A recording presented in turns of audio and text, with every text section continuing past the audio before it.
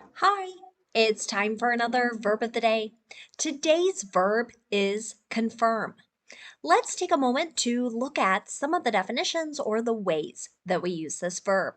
The first way you're likely to hear confirm used is to mean to establish the truth or the correctness of something that someone believes, something they sort of suspects, or possibly something they feared. So, this particular definition can come with a lot of emotion, right? So, um, many times you're going to hear things like rumors or gossip being confirmed, being established as being correct. Um, Sometimes it's terribly sad news, perhaps a death being confirmed. Again, establishing that it is true. A second way you hear confirm used is to mean to reinforce someone's opinion, their belief, or feeling. Okay?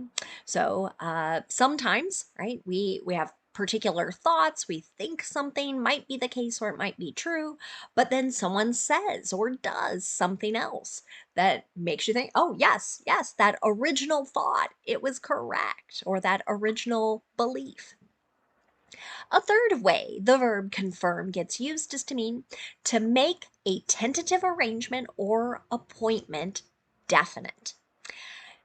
If you've ever made a doctor's or dentist appointment, perhaps you've received a phone call, or in the last couple of years, many of these have changed to text messages where someone from the office is saying, we want to confirm. Um, which again is kind of cementing or making this arrangement, this appointment, more permanent, more definite, I should say, not permanent, definite. A fourth way you hear the verb confirm used is to mean to ratify or make something valid, including someone's appointment to a particular role or a position. With this particular definition, my mind immediately goes to our process and one of the roles of our U.S. Senate. Our president will nominate certain judges or justices, but it is the Senate's job to confirm them, ratify that selection, and eventually that makes that person's selection more valid, and they get to assume or take that particular role. A fifth way you might hear the verb confirm used is connected to religion. So, this is a particular rite in many Christian religions where someone becomes a full member of a church.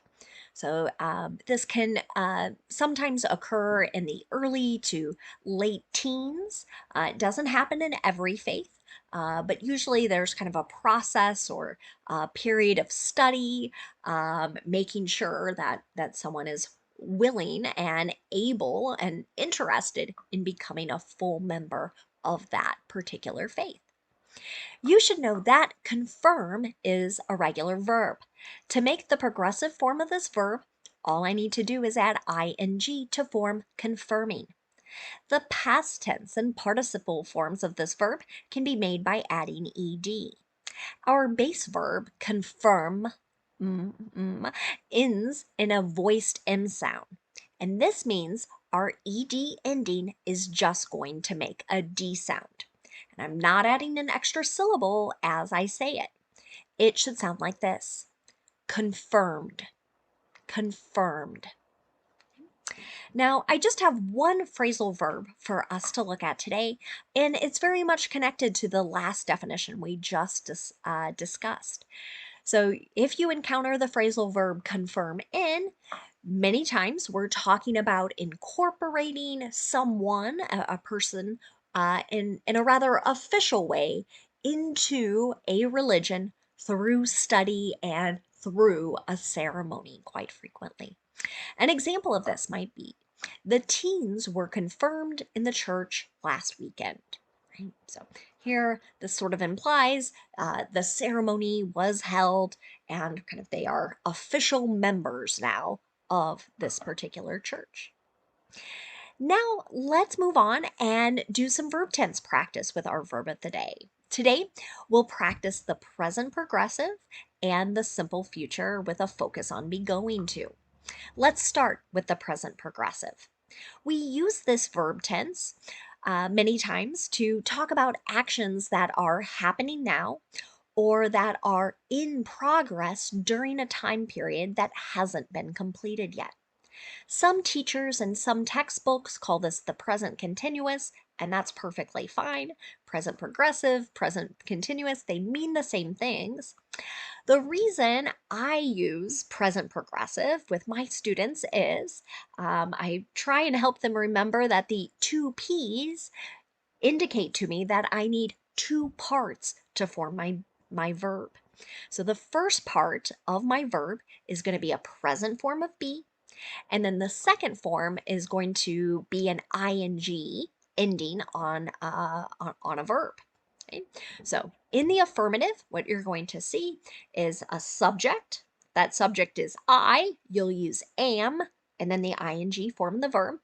If the subject is you, we, or they, you'll use are, and then the ing form of the verb.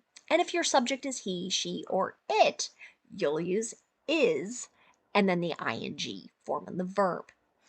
Let's take a look at an example sentence. City officials are confirming that a boil order is in effect while a water main is repaired. Okay? So this sentence, right, suggests perhaps they're talking to local TV stations, other reporters, what have you, and indicating yes, this is true. You need to boil the water before you consume it or before you cook with it. Okay? Now, if you want to make a negative present progressive sentence, we're going to start in a similar way with our subject and then the form of be that matches it. But after that, use not before the ing ending with the verb. Okay? An example here, the Senate isn't confirming any judges this week. Okay? So here's an example of that time period that isn't over yet, right? And this is tying back to that fourth definition where they look at, examine, question many times someone who has been selected for a particular role, right? And they kind of vote yes or no. Now let's look at making a yes or no question in the present progressive. To do this, I start with a present form of be, then I have my subject, and then the ing form the verb. Here's another example. Is this experience confirming her beliefs that she doesn't want to be working here long term? Right? So, maybe you've had this happen to you where you're working somewhere and you're thinking, oh, I don't know if this is the right job or the right organization for me. And now something else happens, right? That make you think, oh, yep, nope, that first thought, that was correct. That's what this question is asking. Now let's move on and talk about the simple future. Today we're going to practice with be going to. Okay? And many times be going to gets used when people are discussing plans. That's probably its most common usage, right? But sometimes people might use it to make a prediction as well. So you might see it like that. Now, when we're making sentences in the simple future with be going to, again, I need to pay attention to my subject. So I'm going to use a present form of be. So that's am, is, and are. Okay? And sometimes I have students that confuse present progressive and simple future with be going to, and that I can understand why, because there are some similarities, right? We have our present form of be in each. But what's a little different here in our simple future, right? I have my subject, am, is, or are, one of those. Then I do going to, and then the base verb. Okay, so the going is going to stay the same, right? What's different is kind of the main verb that needs to remain in the base form, not with ing. Okay? An example of this in the affirmative might be the candidate is going to confirm that he is launching a presidential campaign very soon. So here, stating that something is true. Right now in the United States, there are many people who have started to indicate that maybe they're interested. Some have not officially announced, but there are still reporters and others commenting, making guesses about this. And here, now we're going to learn this. One particular candidate is going to say, yes, that information is true in the near future, right? Let's talk about negative simple future. To do this, again, I start with a subject and the form of be that matches it. Not comes after be. Then I have going to and the base verb. Here's another example. These publicists aren't going to confirm or deny the rumors. Sometimes you see confirm and deny go together, right? So confirm, we're saying yes, something is true. Deny, right? The opposite there would be like, nope, that's not accurate. That is not true. Finally, let's look at making a yes or no question in the simple future. To do this, I start with a present form of be, whichever form matches my subject, that subject comes next. Then we have going to and our base verb. Here's another example. Are you going to confirm Monday's meeting time before the end of next week? So here's a question where someone is likely asking about kind of making something more definite, right? So maybe we've kind of talked a little bit about, but it's tentative, right? We're not set in stone, okay?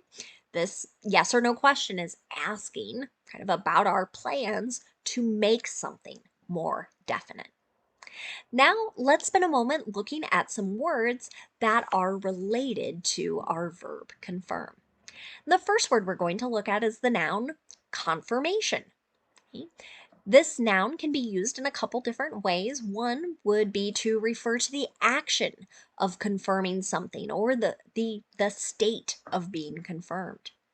An example of this might be, have you received the email confirmation?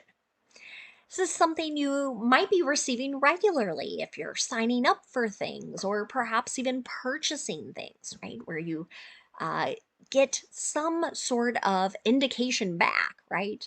That what you have done has gone through or the forms are complete, whatever the situation might be.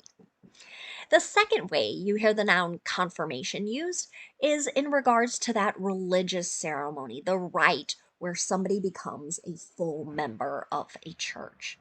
An example of this might be the confirmation class meets weekly for about 8 months. I think that's a pretty common occurrence to have some uh, again, generally this tends to be teens, but have them talking about, reading about, thinking about things, and whether they're kind of willing to make the commitment as to be part of this religious group or the church more broadly. Another related word you might encounter is confirmable. This is an adjective, and if we look at that suffix able, I always tell my students, let's use that in the definition. Able to be, right? And I can look back at my root word, able to be confirmed. Another way to think of this, something is able to be proven true or able to be proven real. An example of this might be the new technology could determine if a living perfect person has CTE, which has been confirmable only in autopsies. Now, the sentence might not make a lot of sense, so let me give you a little background. CTE, I would think of this as kind of like a brain disease, and it's been found in many professional athletes who have had many concussions, right? So, concussion. There's some kind of impact. Your brain is moving around in your skull. It's not good, right? We have discovered, right, that many people have this kind of severe brain damage, but to be able to prove it up until a certain new technology that is pretty recent here has been discovered, we could only tell or confirm that someone had it once they had passed away and an autopsy was done. So this is possibly one step in helping treat someone who has this type of injury or disease. Another related word you might encounter is the adjective confirmed.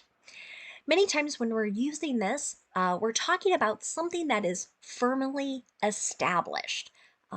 This might be someone's habit, maybe their belief, a certain way of life.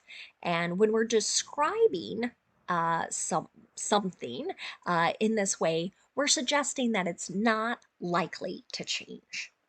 An example of this might be, is he a confirmed bachelor? Okay, so bachelor would be an unmarried man, right?